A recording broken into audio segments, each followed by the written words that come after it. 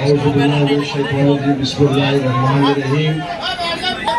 सैयद पर तशरीफ फरमा मजलिस इत्तेहादुल मुस्लिमीन के यहाँ के महापौर के प्रत्याशी जनाब बिजली अंसारी साहब, मजलिस के हमारे यहाँ के वार्ड मेंबर प्रत्याशी, मजलिस इत्तेहादुल मुस्लिमीन के जिम्मेदारान, यहाँ पर मौजूद मेरे दोस्त, मेरे बुजुर्ग, मेरे भाइयों और घर पर बैठ के सुनने वाली मेरी पर्दानशी माँ बहनें, आज का ये जलसा इंतखाबी जलसा है।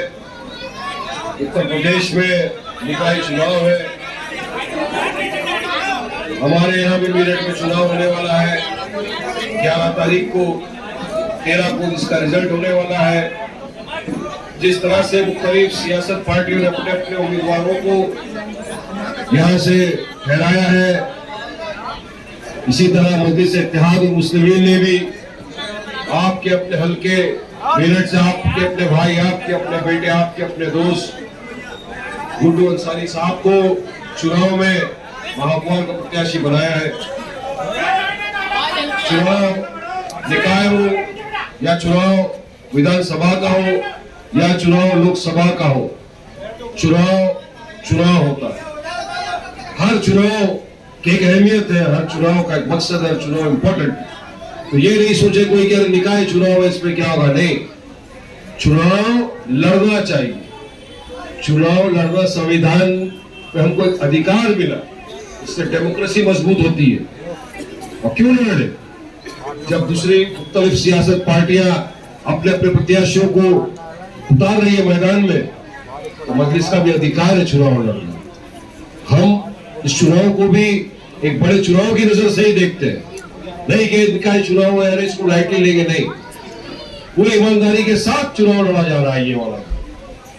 क्योंकि आपने इतने वर्षों से निकाय चुनाव आए आपके पास, आपने अपने कीमती वोटों से तमाम मुख्तलिफ सियासत पार्टियों के उम्मीदवारों को टिकट दिया, उनको वोट दिया, उनको दुआओं से नवाजा।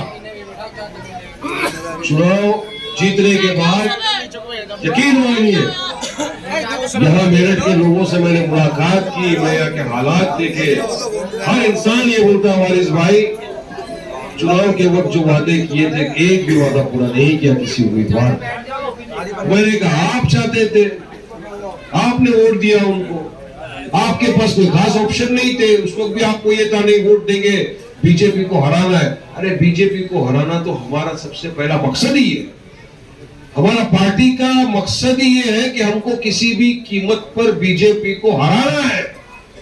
क्योंकि जब से बीजेपी सरकार सत्ता में आई है 2014 से आप देख लीजिए, चाहे लोकसभा का सेंटर का चुनाव देख लो, आपके विधानसभा चुनाव आया, जब से सत्ता में लोग आकर बैठे एक तरह से मुसलमानों के खिलाफ ऐसा लग रहा है एक जंग सी छेड़। इनको हर चीज से नफरत है, खाने पीनों से, मदरसों से, हमारे हिजाब से, हर चीज से। तो क्या करें? अरे हमारे लोगों ने इस देश की आजादी के लिए अपनी जानें गंवाई, तब ये मुल्क आज आजाद हो, फकर है। हम संविधान में रहकर आपसे लड़ते हैं, संविधान के दायरे में रहकर अपनी बात करते हैं। डेमोक्रेसी है, जितना अधिकार योगी को है बोलने का, उतना अधिकार वारिस पठान को भी है बोलने का। मगर आप देखिए इतने सारी चीजों में जिन्हें मैंने आपको गिराई होते जा रही उत्तर प्रदेश के अंदर, ये तमाम चीजों का मुकाबला वाहिद अगर कोई शख्स पूरे देश में कर रहा है और बीजेपी की आंखों में आंखें डालकर उनको कोई जवाब दे रहा है, तो वो कोई और नहीं, आपका हमारा कायद बैरिस्टर असदुद्दीन ओवैसी साहब। इस बात का कि मैं ऐसी पार्टी से ताल्लुक रखता हूं कि जिसका कायद डरता नहीं। इसी उत्तर प्रदेश में जब चुनाव आया था अभी विधानसभा का, मेरे कायद एक जगह से तकरीर देकर निकले तो कुछ मुख्य टपोरी रेडिकलाइज बच्चों ने, जो अपने आप को बहुत बड़ा तीसमार खान समझते थे, हीरो बनने चाहते थे, मेरे कायद के ऊपर गोलियां चलाई, गाड़ियों पर गोलियां चलाई उनकी। मगर यकीन मानिए आप, मैं झूठ नहीं बोलता, आपने तमाम ने देखा कि दूसरे दिन मेरा कायद फिर से उत्तर प्रदेश की एक सभा में खड़ा था और आपके हक बयानी के लिए डरते नहीं किसी किसी से। मजलिस इत्तेहादुल मुस्लिमीन डरने और घबराने वाली जमात नहीं है। हम संविधान के दायरे में रहकर अपनी बात रखते हैं, मगर या तो जिसको आप लोगों ने वोटों से नवाजा वो तो खामोश, उनके मुंह में तो जुबान नहीं, एक अल्फाज नहीं बोलना चाहते, डरते हैं सब। क्या कर लेंगे? अरे डरने की घबराने की जरूरत नहीं है। संविधान का सहारा लो ना। डेमोक्रेसी में आपको अधिकार दिया, अपने जुबान को लो, मगर नहीं खोलेंगे ये, क्योंकि इनको इक्तदार की कुर्सी प्यारी है, इनको सत्ता की लालच है। मगर मजलिस सत्ता से नहीं, आवाम से मोहब्बत करती है, आवाम को काम करती है, कायदा कानून का पालन करते हैं हम। यहाँ की तरह नहीं है, भाजपा की गवर्नमेंट की तरह। उत्तर प्रदेश के अंदर ही आप हमने तमाम ने देखा, कुछ दिन पहले की बात है, किस तरह से पुलिस की कस्टडी में, पुलिस की हिरासत में अतीक को, उसके भाई को गोली से गोली दिया, मार दिया गया। अगर उत्तर प्रदेश में कायदा कानून होता तो इस तरह पुलिस की कस्टडी में किसी की जान नहीं ले जाती। अरे हम माफिया का समर्थन नहीं करते, हम माफिया के खिलाफ हैं। अगर माफिया है, गुंडा है, जो भी है, कोर्टे है, कचहरी है, उसको सजा देगी, फांसी दे देगी। लेकिन आपको किसी ने अधिकार दिया कि आप कानून को अपने हाथ में लो और बिंदास मारते हो, मारते हुए चले गए जेएसआर के नारे लगाते हो। फिर बोले नहीं कानून व्यवस्था बहुत सही है। अरे नहीं, कानपुर के अंदर क्या हुआ आप तमाम ने देखा। एक बलात्कार हुआ, बाहर आए, उसके घर पे जाके औरत के, उसके बच्चे को जला दिया। कहाँ है कायदा कानून उत्तर प्रदेश में योगी का? एक दलित बच्ची स्कूल के यूनिफॉर्म में जा रही थी, मोटरसाइकिल पे बैठा है, उसको गोली से मार दिया। कहाँ है कायदा कानून योगी सरकार का? और क्यों खराब होता है? क्योंकि जब उत्तर प्रदेश का मुख्यमंत्री असेंबली के अंदर खड़े होकर ये बोलेगा खून डालेंगे, मिट्टी में मिला देंगे, तो इस तरह की घटनाएं तो बढ़ती है। मगर इन तमाम बातों का जवाब अगर योगी को, बीजेपी को संविधान के दायरे में रहकर अगर किसी ने दिया तो कोई और नहीं, आपका हमारा कायद बैरिस्टर असदुद्दीन ओवैसी ने। आपको बता रहा हूं ओवैसी साहब का नाम, क्योंकि आज ओवैसी साहब की पार्टी के नुमाइंदे आपके बीच में। सोचिए कि जिनका सदर एक इतना हिम्मत वाला इंसान है, तो क्या उसके प्रत्याशी अगर जीत के जाएंगे तो कभी कोई डरेगा? नहीं डरेगा। मकसद आपके सामने बात करने का यह है कि अगर आप अपना कीमती वोट, बहुत कीमती वोट है ये वाला आपका कीमती वोट आपने सोच समझ कर मजलिस इत्तेहादुल मुस्लिमीन के प्रत्याशी को दिया, इंशाअल्लाह आपके वोट से, आपकी दुआओं से, आपकी मोहब्बतों से जब ये जीत कर जाएंगे ना बलदिया में, यकीन मानिए मेरी बात, आपका हर वो जो काम है ये काम करा के लाएंगे। क्योंकि ये सामने वाले से डर के नहीं चुप बैठ जाएंगे। सामने वाले बाद में आया साइन नहीं करता, ये बोलेंगे अभी के अभी साइन कर, मेरे को मेरा काम करना जरूरी है।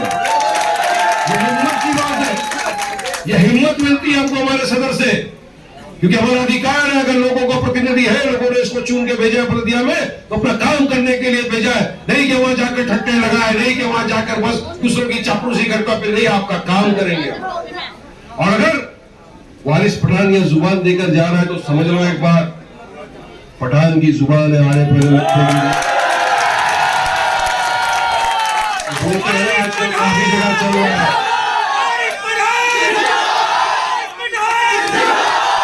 जिंदाबाद तो मजलिस है जब, लेकिन बोले जब पठान अच्छो की तोती हिल जाए। खबर तो नहीं है, हक बयान नहीं करना है। हजारों लोगों ने कहा ये नहीं करता हुआ, अरे जाऊंगा, हिम्मत वाला हूं, सिर्फ 36 इंच के टीवी के ऊपर तुम्हारे को नहीं फाड़ता, जहां भी आकर बोलूंगा। नहीं आप अरे टीवी पे क्या हर जगह बोलेंगे, बोलने में डरते नहीं, किसी के पक्षी भी होंगे। हक इंसाफ की लड़ाई है, ये अवाम की लड़ाई है। मेरठ की अवाम इंसाफ चाहती है, मेरठ की अवाम भी चाहती है कि उसके बच्चों का अच्छा भविष्य बने, मेरठ की अवाम भी चाहती है कि हमारे लोग भी आगे बढ़े। ये सब काम करने के लिए मजलिस इत्तेहादुल मुस्लिमीन आपके बीच में आ जाकर खड़ी हुई है। लेकिन आपके सपोर्ट के बिना, आपके साथ के बिना कुछ नहीं हो सकता। आपका सपोर्ट, आपका साथ बहुत जरूरी है हमारी इस लड़ाई के अंदर। वरना इसी तरह आप वोट दे दोगे किसी को, बीजेपी को हराना नहीं हरा सका तो क्या करोगे? कम से कम आपके पास आपकी अपनी पार्टी तो है, कम से कम वारिस पठान आपका कलमा दुआ को भाई तो है जो आपके बीच में खड़े हो गए, आपसे रिक्वेस्ट कर रहा है, आपसे दरखास्त कर रहा है एक अधिकार से, क्योंकि मुझे मालूम है, मुझे यकीन है जितना अधिकार मेरठ की आवाम, ये दोस्तों का, भाइयों का, बुजुर्गों का मेरे पर है, उतना अधिकार वारिस पठान का भी मेरे भाइयों बुजुर्गों का है। मैं अपने हक से, अपने अधिकार से आज मेरठ के बीच में खड़े रह के अपनी आवाम से गुजारिश करता हूँ, घर पे बैठकर सुनने वाली मेरी पर्दानशी माँ बहनों से गुजारिश करता हूँ कि 11 तारीख को जब वोटिंग का दिन है, आप उतरिए अपने घरों से, आइए बड़ी तादाद में, पड़ोसियों को लाइए, दोस्तों को, रिश्तेदारों को, अहबाब को, सबको कहिए चलिए आज हक और इंसाफ की बात करेंगे, चलिए संविधान का साथ देना है, आज सबूत देंगे, सबूत के तौर पर आइए मजलिस इत्तेहादुल मुस्लिमीन का जो निशान है पतंग के निशान पर मोहर लगाइए और पूरी हवा में, पूरे आसमान में पतंग लगाइए। आपका एक कीमती वोट मेरठ की पूरी के पूरी समस्या को हल कर सकता है, याद रखना, इसको हल्के में नहीं लेना कभी भी। नहीं हम क्या करेंगे इतने से वोटों से क्या हो जाएगा, नहीं, आपके इतने वोट ये बताता, ये दर्शाता है कि यकीन है आपको असद ओवैसी की पार्टी मजलिस पर, यकीन है आपको यहाँ के उम्मीदवार पे, यकीन है आपको अपने आप पर कि आपने जिस पर यकीन किया वो आपको धोखा नहीं देगा, आपकी पीठ पे खंजर नहीं भोंकेगा, आपका इंशाअल्लाह ताला काम पूरा करके देगा।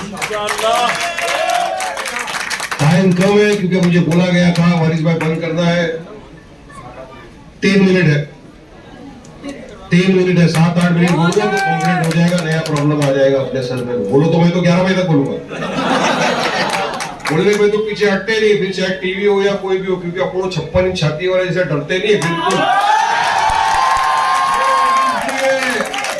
बोलते हैं क्योंकि हक बयानी करते हैं, क्योंकि संविधान के साथ चलते हैं हम लोग, कायदे कानून का पालन करते हैं हम लोग, हम कायदे कानून के खिलाफ नहीं जाते। मैं चाहता हूं कि यहाँ कोई युवा जो खड़ा है, मेरा बच्चा, बुजुर्ग भाई, सब एक साथ मिलकर कायदे कानून के पालन में, लेकिन ये संविधान ने जो आपको अधिकार दिया इसको जाया मत होने दो ना, वरना एक गालिब का मुझे बहुत बड़ा शेर याद आ है, हमेशा लोग बोलते नहीं क्या होगा, हमने तो किया था, गलती हो गई।